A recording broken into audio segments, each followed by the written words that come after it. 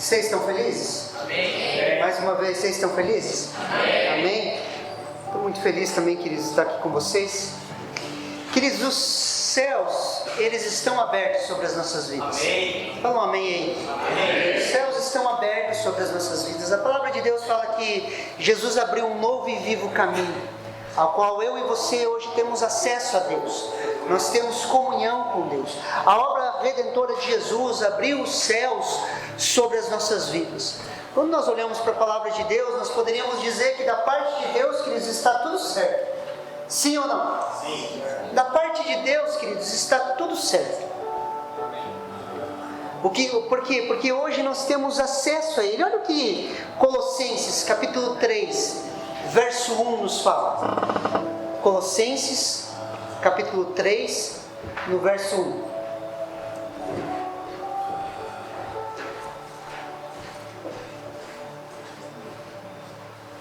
A palavra de Deus, ela fala assim, ó. Portanto, se vocês foram ressuscitados juntamente com Cristo, busquem as coisas lá do alto, onde Cristo vive assentado à direita de Deus. Queridos, eu e você fomos ressuscitados juntamente com Cristo. Posso ouvir um amém? Amém. De forma poderosa, queridos, Jesus foi ressuscitado dentre os mortos e nós ressuscitamos junto com Ele. Quando nós olhamos um texto como esse, queridos, na teologia nós falamos já é e ainda não. Já é, mas ainda não. Nós fomos ressuscitados com Cristo, queridos. O caminho, ele foi aberto. Agora cabe a nós buscarmos as coisas lá do alto.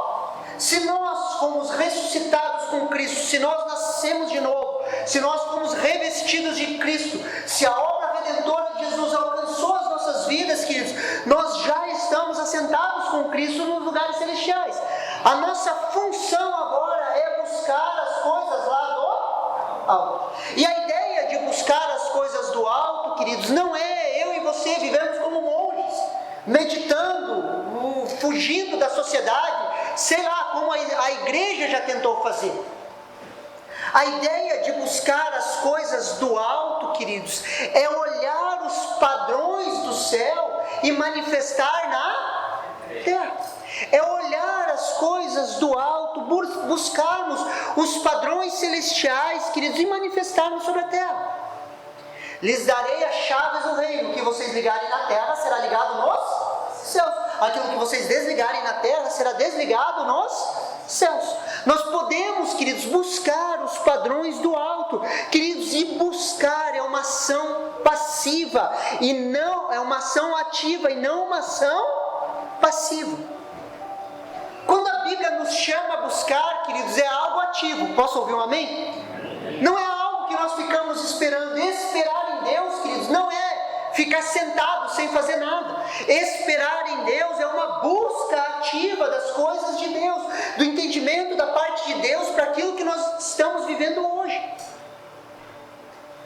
É uma ação nossa, queridos, é nossa responsabilidade.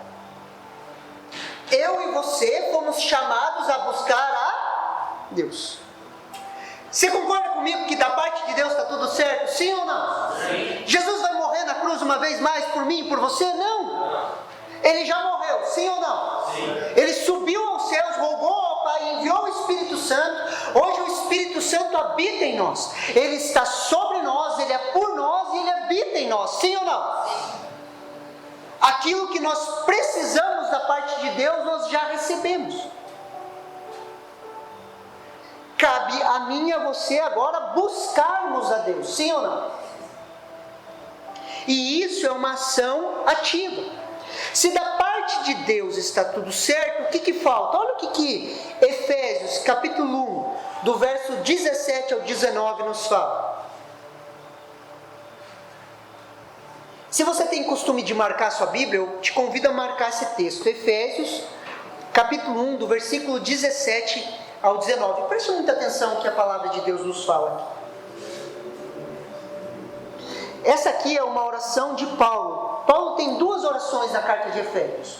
E essas orações são extremamente poderosas, queridos. Eu te aconselho a você grifar essas orações e você repetir essas orações para você. Olha o que a palavra de Deus nos fala. Peço a Deus, de nosso Senhor Jesus Cristo, o Pai da glória, que conceda a vocês espírito de sabedoria e de revelação no pleno conhecimento dele. Peço que ele ilumine os olhos do coração de vocês, para que saibam qual é a esperança da vocação de vocês, qual é a riqueza da glória da sua herança nos santos, e qual é a suprema grandeza do seu poder sobre nós, os que cremos, segundo a eficácia da força do seu poder. Queridos, Paulo orava em favor da igreja de Éfeso, pedindo que o espírito de sabedoria e de revelação viesse sobre eles para quê? Para que iluminasse os olhos do seu coração. E existem 3 promessas nesse versículo aqui, queridos. Primeiro, a esperança da vocação ou do chamado. Existe uma esperança na nossa vocação, no nosso chamado, que é o nosso destino, é uma vida com propósito, saber por que nós levantamos toda manhã.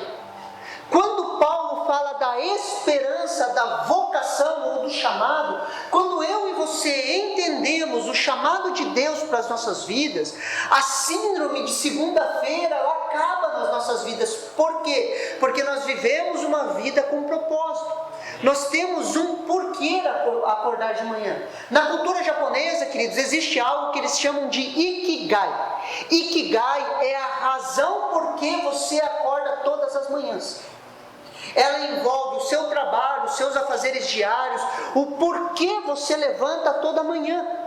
Na nossa vida, queridos, eu e você fomos chamados segundo um propósito. Posso ouvir um amém? Amém. Você não está aqui à toa. Aleluia. E quando você encontra essa vocação, queridos, esse se torna o motor primário da sua vida. E a síndrome de segunda-feira, ela acaba. Sabe aquela depressão que dá quando escuta a música do Fantástico? Espero que você não ouça mais. Sabe a música do Fantástico está acabando no domingo? O pessoal começa a ter um calafrio, por quê? Porque vai ter que acordar cedo segunda-feira. Queridos, quando nós entendemos a vocação, a esperança da vocação do nosso chamado, nós vencemos isso. A segunda promessa é a riqueza da glória da herança nos santos. Queridos, deixa eu te dar uma boa notícia. Eu e você temos uma herança da parte de Deus. A herança dos santos. Somos herdeiros de Deus e co-herdeiros com Cristo Jesus. A herança que era para Cristo, hoje eu e você somos co-herdeiros com Ele. Cristo tinha essa herança, Ele repartiu com os seus irmãos. Amém. Fala um amém para mim achar que você está acreditando. Por isso que nós não fazemos o culto da bênção. Nós não corremos atrás de uma bênção. Nós temos uma herança. Glória a Deus. Uma herança nos santos, queridos. Terceira promessa. E qual é a suprema grandeza do seu poder sobre nós, os que cremos? Você crê em Cristo Jesus, sim ou não? Você crê? Então o poder de Deus está sobre nós, os que cremos. O Espírito do Senhor está sobre mim, para que eu possa proclamar. O Espírito Santo, queridos, sobre nós, ele nos capacita a viver a vontade de Deus, a proclamar o Evangelho debaixo de unção. Assim como estava sobre Jesus, existe um poder atuando sobre a minha e sobre a sua vida. Sim ou não?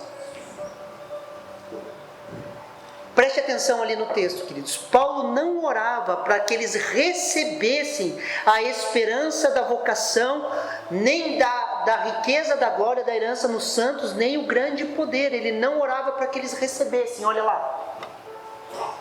Peço que Ele ilumine os olhos do coração de vocês, para que vocês saibam qual é a esperança da vocação de vocês, qual é a riqueza da glória da sua herança nos santos e qual é a suprema grandeza do seu poder que está sobre nós. A oração de Paulo não é que a gente recebesse essas coisas. A oração de Paulo é que nosso coração fosse iluminado para que a gente entendesse aquilo que nós já temos. Queridos, nós já temos. Quando nós cremos em Cristo, queridos, nós recebemos isso. Aleluia. Isso já é nosso, queridos. O que precisamos é que os olhos do nosso coração sejam iluminados. O que precisamos é ter uma compreensão exata de quem nós somos. Nós já temos. Já é nosso, amém? Amém. Glória a Deus. Eu brinco com os mais jovens, queridos, a gente é tipo X-Men, assim. A gente tem um fator X dentro de nós que a gente não sabe como funciona direito. Mas existe um poder que é muito maior do que nós, que habita em nós.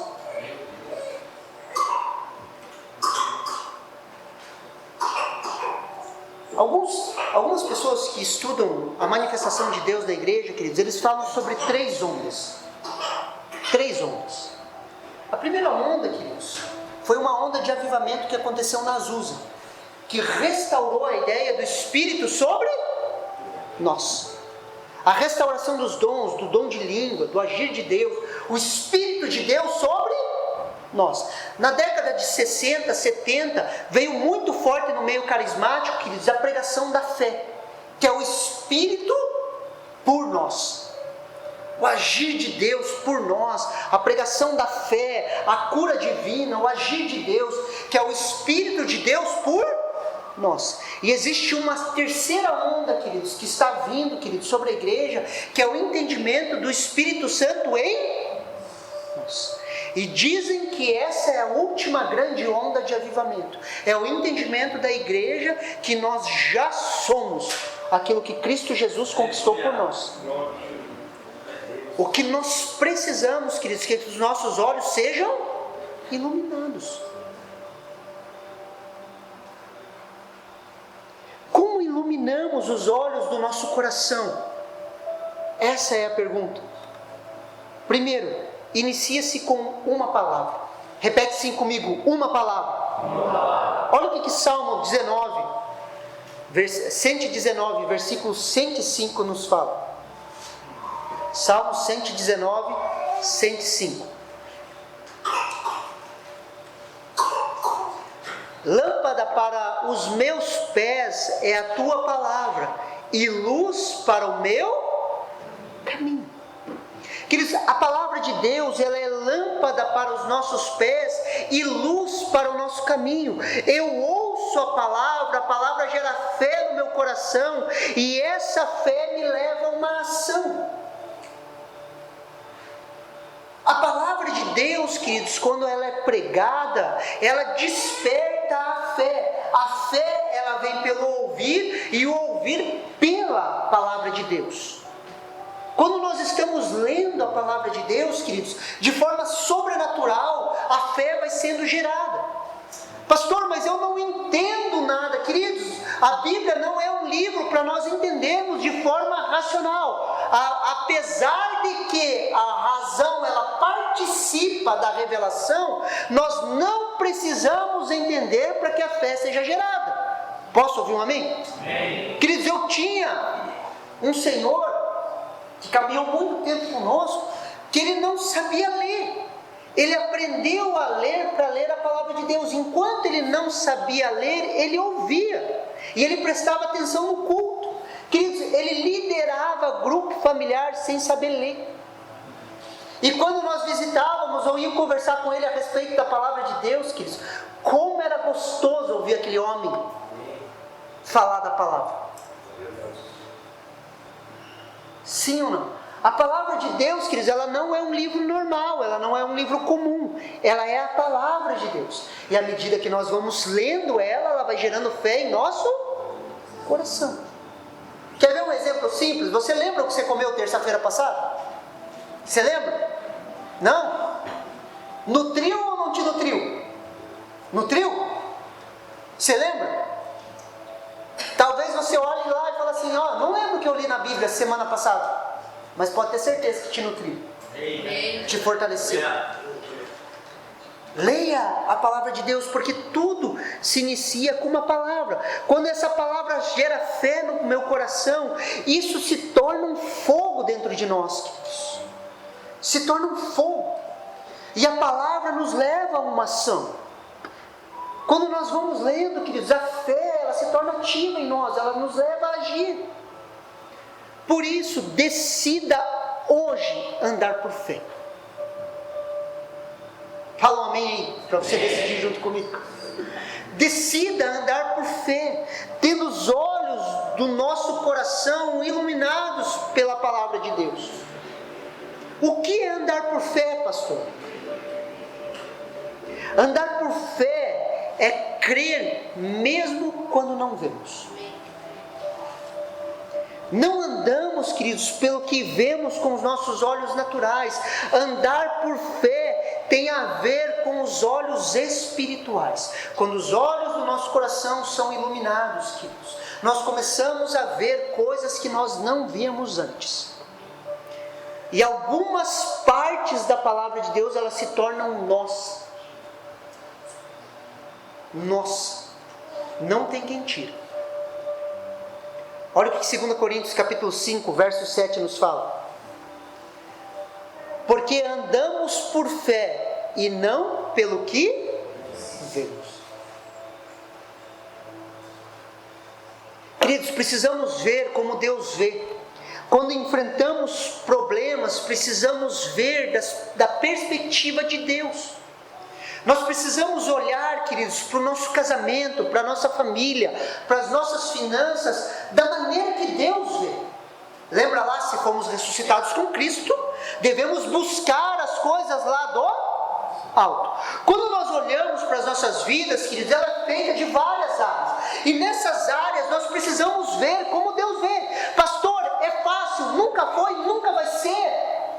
Se você perguntar para qualquer pessoa, você quer viver a vontade de Deus? Qual que vai ser a resposta lógica? Eu quero. Só que não é algo, queridos, que se consegue de forma tão simples e rápida. O buscar a Deus, queridos, exige de nós olhar, mudar a mente, olhar como Deus vê, queridos. Comece a orar e falar: Deus, como o Senhor vê. Pessoas no nosso relacionamento, você tem pessoas difíceis no seu convívio, sim ou não? Essa aí que você lembrou mesmo. Talvez você tenha que orar a Deus, e aí? Como que o Senhor vê essa pessoa? Como que o Senhor vê? Como que o Senhor olha a minha área financeira? Como o Senhor olha a minha família? Como o Senhor olha? Como o Senhor vê, me revela, ilumina os olhos do meu coração. Porque Deus não vê como o homem vê. Olha o que 1 Samuel, capítulo 16, no verso 7 nos fala.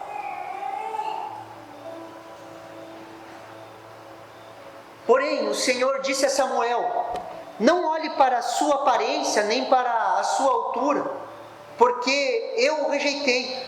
Porque o Senhor não vê como o ser humano vê. O ser humano vê o exterior, porém o Senhor vê o coração. Samuel, queridos, estava olhando a aparência, e Deus não olha de forma natural. Quando nós olhamos para os nossos desafios de fé, queridos, nós não podemos olhar com os nossos olhos naturais. Nós precisamos ver como o Senhor. No cuidado de pessoas, no nosso grupo familiar, quando nós estamos cuidando de pessoas, queridos, nós precisamos ver como Deus vê. No grupo familiar, queridos, precisamos ver os nossos discípulos como Deus vê. Queridos, sabe como que Deus vê as pessoas? Queridos, Deus não vê pessoas do presente para o passado. Deus não olha assim. Porque o nosso passado, ele lançou no mar esquecimento.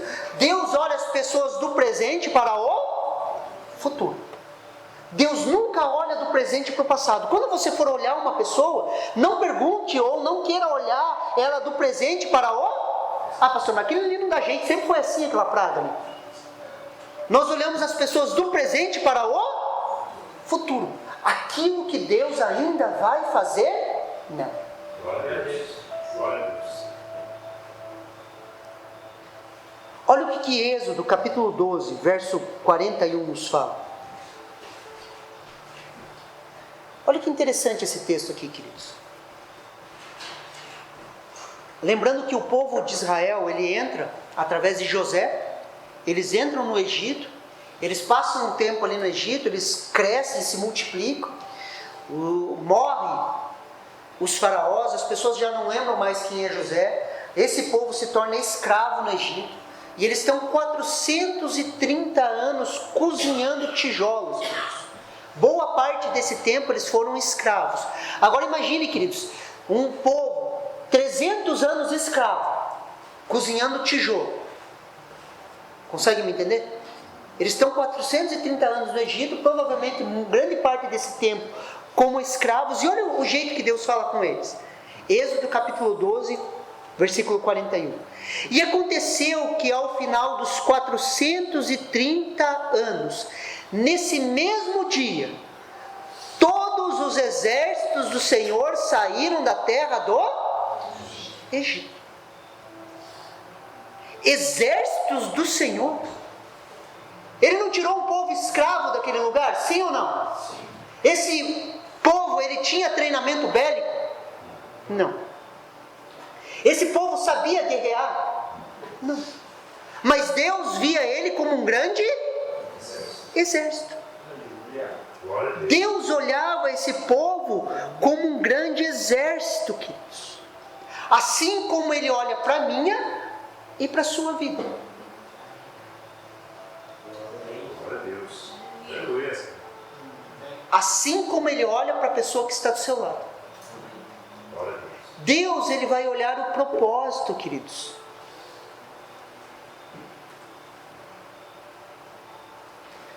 Ele não está preocupado se você sabe ou se você não sabe. Ele está olhando o propósito. Ele tira aquele povo, queridos, e chama aquele povo de exército do Senhor.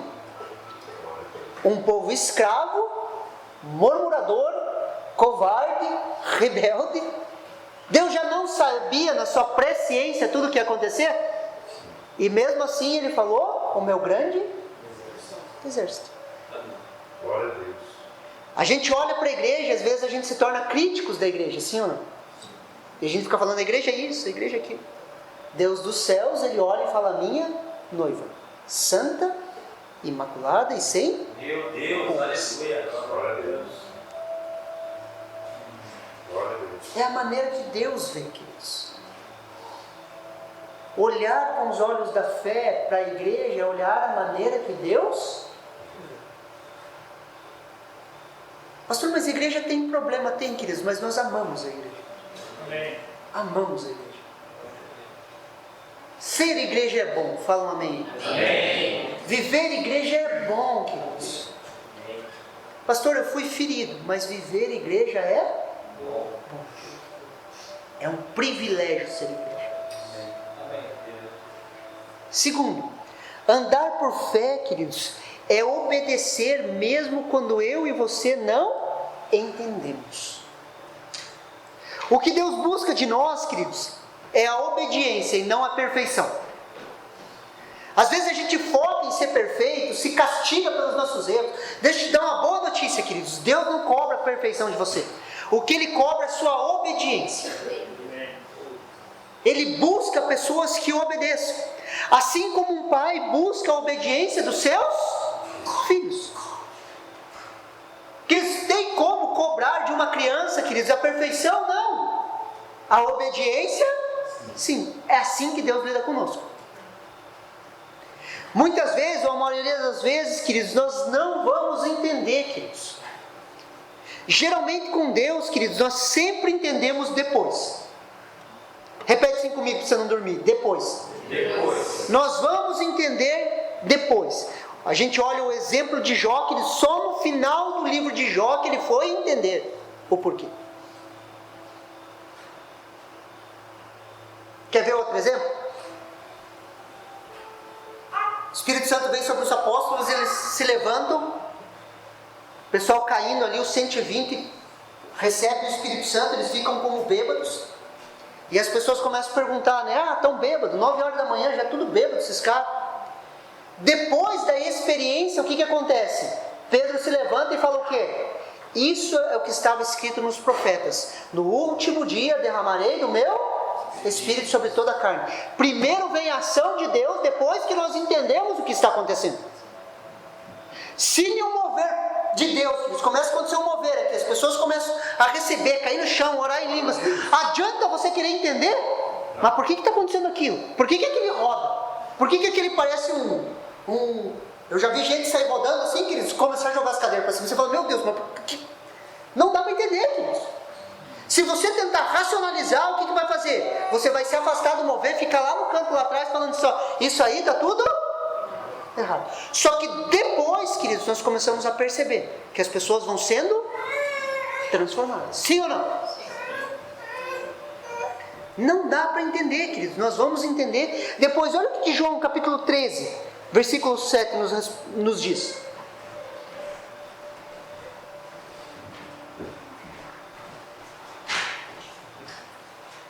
Respondeu Jesus: o que eu faço, tu não sabes agora, mas entenderás mais tarde. Qual que é o contexto? Jesus estava lavando os pés dos seus discípulos, foi lavar o pé de Pedro. Pedro falou, meu pé você não lava. Jesus olhou para ele, se eu não lavar teu pé, você não tem parte comigo. Ele fala, lava a cabeça, lava. Pode lavar tudo, jeito de Pedro, né? Quando Jesus está fazendo isso, ele olha para Pedro e fala assim, o que eu estou fazendo agora, cara, você não vai entender nada. Mas lá na frente você vai entender. E para mim, queridos, esse é um princípio para as nossas vidas. Tem coisas que você está passando hoje, queridos, você fala assim, eu não estou entendendo nada. Por que eu estou passando isso? Que você vai ter mais perguntas do que respostas. Só que lá na frente, queridos, você vai entender. E deixa eu dizer uma coisa, queridos, na nossa caminhada, nós vamos passar por fases que nós vamos ter mais perguntas do que respostas. Queridos, existem horas, queridos, das nossas vidas, queridos, que a gente não consegue entender as coisas. Quem já passou por fase difícil aqui? Quem já olhou e falou assim, Deus me abandonou? Fala sério. Você já falou? Ou já pensou? Deus não está comigo. O que está acontecendo? Só que quando passa o período, você fala, entendi. Glória a Deus. Verdade. Entendi. Pastor, você passa por isso? Passo.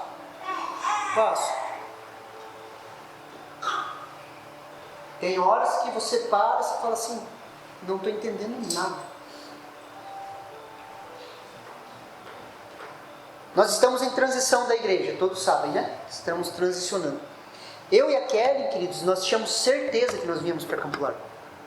Certeza, a gente estava organizado para isso. Nós trabalhamos 7 anos e meio em Vitimarsum, estruturamos a igreja, amamos as pessoas lá. 7 anos de convívio, de convívio intenso, querido, de treinamento. Levantamos pastores, levantamos líderes. Peguei pessoas falidas, queridos, falidas eu tinha um rapaz que tinha dívida de 1 milhão e hoje ele restaurou o CPF dele. Nós vivemos, ficamos, e a restauração dele fez ele virar um pastor, né? Junto ali com eles, batalhando, orando. Olhamos, vamos para Campo Largo. O largar Campo Largo, queridos, para nós é mais difícil que largar Vitimarsum. A parte mais difícil para nós é largar Campo Largo. Não sei porquê, amamos vocês. Amém. Sim, eu falei para aquele, meu Deus, como que nós largamos?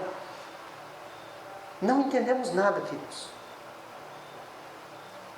Nós vamos entender depois. Quando a gente vê o pastor Tiago aqui, fazendo o trabalho dele, a igreja crescendo, nós sendo bênção para Campo Largo. O propósito dessa igreja, queridos, é ser bênção para Campo Largo. Isso está bem claro no nosso coração. Nós vamos ser bênção para Campo Largo.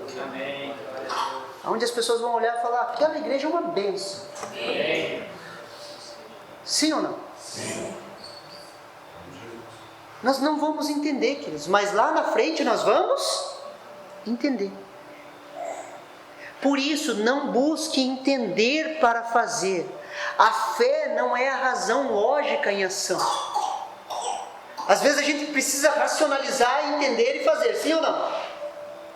O homem funciona assim: nós recebemos a informação, nós racionalizamos e nós administramos. Sim ou não? Recebemos a informação, racionalizamos e administramos. Com Deus, queridos, nós recebemos a informação, temos a direção de fé, não entendemos nada e não conseguimos administrar. Porque se a gente conseguisse administrar, a gente ia falar o quê? Fui eu que fiz. Lembra lá quando Deus chama Gideão? Deus chama Gideão para livrar o povo dos medianitas. Tem um exército grande, queridos, de Israel. Deus fala assim, fala para esse povo aí, quem está com medo, levanta a mão e vai embora. Primeira coisa, as pessoas levantaram a mão e foram embora. Ficou um tanto de gente ali, para enfrentar um grande exército. Deus fala, leva esse povo para uma água. Aquele que lamber a água como um cachorro, pode mandar embora. Aquele que pegar a água com a concha da mão e tomar, esse fica. Ficaram 300, queridos. Agora imagine se você fosse Gideão. Você olha só, milhares de pessoas para você enfrentar com 300 pessoas. Não faz sentido nenhum, lógico. Deus dá estratégia e esse povo vence. Por isso que nós precisamos olhar como Deus vê. Andar por fé, queridos, é dar mesmo quando nós não temos. Andar por fé, queridos, é entregar, é doar mesmo quando nós não temos. Andar por fé é repartir mesmo quando não temos. É contribuir mesmo quando não temos. É ofertar quando não temos. Olha o que Lucas, capítulo 21, do versículo 1 ao 4 nos fala. Jesus estava observando e viu os ricos que levavam o seu dinheiro para a caixa de oferta. Viu também certa viúva pobre lançando ali 2 pequenas moedas. Então Jesus disse, em verdade lhes digo que essa viúva pobre deu mais do que todos, porque todos esses deram como oferta daquilo que lhes sobrava. Esta, porém, da pobreza, deu tudo o que possuía, todo o seu sustento. Muitas vezes, queridos, eu e você, nós vamos ofertar na falta. E isso é andar por fé.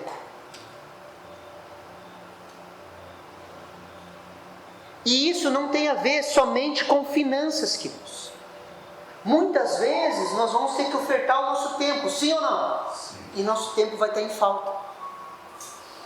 Na correria, no trabalho, no dia a dia, queridos. Você cuidando de grupo familiar, discipulando pessoas. Às vezes você vai ter que ofertar o tempo que talvez você não tenha disponível. Você vai ter que ofertar, queridos, amor. Às vezes cansado, sobrecarregado, você vai ter que gerar amor para as pessoas. Sim ou não? Muitas vezes você vai ter que ofertar aceitação. Sabe aquela pessoa que naturalmente você não aceitaria? Em Cristo Jesus, você dá daquilo que falta em você. Sim ou não? Queridos, Jesus, no momento mais difícil da sua vida, Ele ofertou esperança para uma pessoa. Olha o que Lucas, capítulo 23, versículo 41 ao 43 nos fala.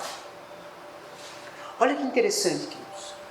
A nossa punição é justa porque estamos recebendo castigo que os nossos atos merecem, mas este homem não fez mal nenhum. E acrescentou: Jesus, lembra-se de mim quando vier no seu reino. Jesus respondeu: em verdade lhe digo que hoje você estará comigo no paraíso. Queridos, no momento mais difícil, queridos, da vida de Jesus, quando Ele estava crucificado, queridos, sangrando, morrendo, entregando a sua vida, Ele ainda gerou a esperança no coração de um homem. No momento mais difícil, Ele amou mais uma pessoa. Ele tocou mais uma pessoa. Às vezes, como líderes, pastores, podemos estar sobrecarregados, cansados, mas precisamos, por fé, dar esperança às pessoas que estão ao nosso redor. Nós, como cristãos, como filhos de Deus, muitas vezes nós vamos estar cansados, sobrecarregados, e nós precisamos, pela fé, gerar esperança na vida das pessoas. Ah, pastor, mas eu não estou bem. Querido, Jesus não estava bem. E muitas vezes eu e você não vamos estar bem. Ah, pastor, mas aí eu estou sendo falso. Queridos, nós não vivemos pelos nossos sentimentos. Se nós formos o que nós sentimos, queridos, nós estamos perdidos. Algumas pessoas falam, pastor, mas daí a falsidade, se eu estou triste e eu estou sorrindo, pregando o evangelho sorridente, mas dentro de mim eu estou triste. Queridos, nós não somos as nossas emoções. Falam amém aí. Amém. Porque senão você já tinha matado alguém. Meu Deus. Se você for o que você sente, queridos, você teria que ser, queridos, transparente. E eu teria que pegar as suas emoções, todos os seus pensamentos e passar nesse telão. Imagine passar tudo que você pensou na sua última semana aqui. Você ia ter alguém perto de você? Porque as pessoas acham que hipocrisia, andar por fé é hipocrisia. Não é, queridos. Eu, como pastor, eu tenho vontade de dar uma cadeirada nas minhas ovelhas. Só que por fé eu não faço. O Datena fez o que eu tenho vontade. Não no Pablo Marçal, mas nas ovelhas. Ele fez, queridos, às vezes dá vontade de fazer churrasco de ovelha. Mas o que acontece, queridos? Pela fé nós amamos. Sim ou não? É pela fé, queridos. Não é hipocrisia. Não é hipocrisia. Porque se a gente entrar em uma utopia e pensar assim, quando eu estiver bem, quando minha vida estiver bem, quando tudo estiver bem, aí eu vou servir Jesus, nós nunca vamos servir. Nunca. Porque o trato de Deus na nossa vida, quando não é uma coisa, vai ser outra.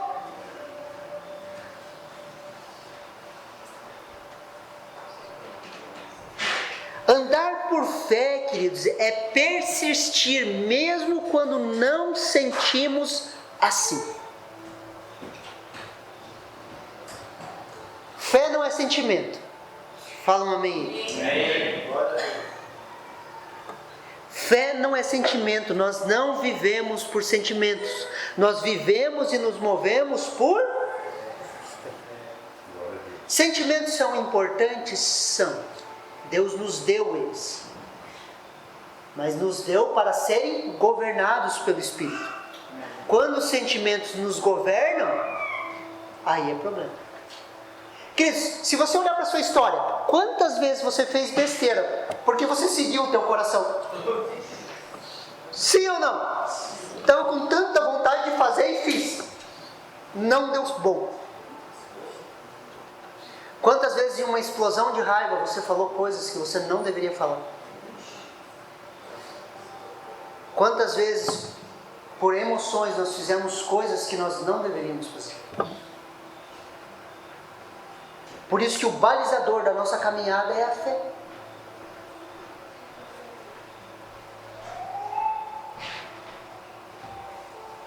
Por isso, queridos, que o nosso compromisso com Deus, queridos, precisa estar acima dos nossos sentimentos.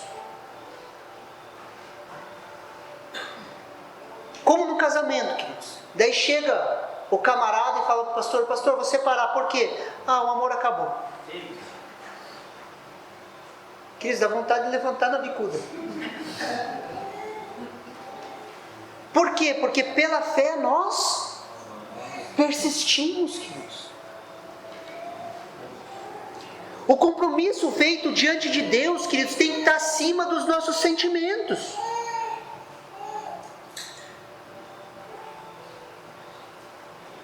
Eu gosto do exemplo do atleta olímpico, queridos. Se nós olharmos, eu fiz educação física, uma vez a gente teve que fazer uma organização de um ano de treinamento de um atleta. E quando nós olhamos o ciclo olímpico nós montamos o treino em cima de 4 anos de treino. Amém? 4 anos gira um ciclo olímpico. Agora imagine, queridos, durante 4 anos, você ter a mesma rotina, comer do mesmo jeito, fazendo as mesmas coisas, todos os dias. Você acha que todo dia um atleta levanta assim, nossa que massa, hoje eu vou treinar até não aguentar mais. Vou comer lá batata doce e frango. Você acha que todo dia o cara acorda assim, nossa que massa? É o mesmo exemplo do trabalho, Cris. Vai dizer que todo dia você acorda, nossa que massa, hoje eu tenho que trabalhar. Você acorda assim? E por que você vai trabalhar? Porque você tem compromisso. Você tem os boletos lá para pagar, né? Meu Deus. O sapo não pula porque ele quer, né? Ele pula por necessidade, sim ou não? Queridos, o compromisso, queridos, nos leva a viver dessa forma. O compromisso de um atleta leva a isso. Imagine eu e você que nós temos um compromisso com Deus. Uma aliança, queridos, foi construída por sangue. Olha o que 1 Coríntios capítulo 9, versículo do 24 ao 25 nos fala.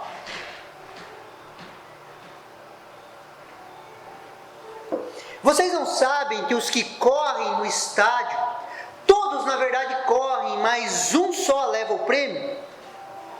Corram de tal maneira que ganhem o prêmio. Todo atleta em tudo se domina. Aqueles para alcançar uma coroa corruptível, nós, porém, a incorruptível. Todo atleta em tudo se domina. Alimentação, treino, rotina, sim ou não? Um atleta em tudo se domina para alcançar o quê? Uma coroa corruptível. Quanto mais eu e você para alcançarmos a coroa da vida, uma coroa incorruptível. Incorruptível. Não é sentimento, é fazer o que tem que ser feito. Por isso, queridos, que existe uma guerra de vontades dentro de nós. É uma guerra de vontades. Só que nós precisamos fazer o que nós fazemos por fé. Fazemos o que fazemos por fé. Quando nós falamos de vida devocional, queridos, nunca foi e nunca vai ser fácil ter uma vida devocional. Só que nós fazemos por fé. Nós fazemos por fé. Quando caminhamos, quando andamos, nós andamos por fé. Quando nós amamos as pessoas, nós amamos por fé. Quando nós perdoamos as pessoas, nós perdoamos por quê? Por fé. Quando nós vivemos a vida da igreja, nós vivemos por fé.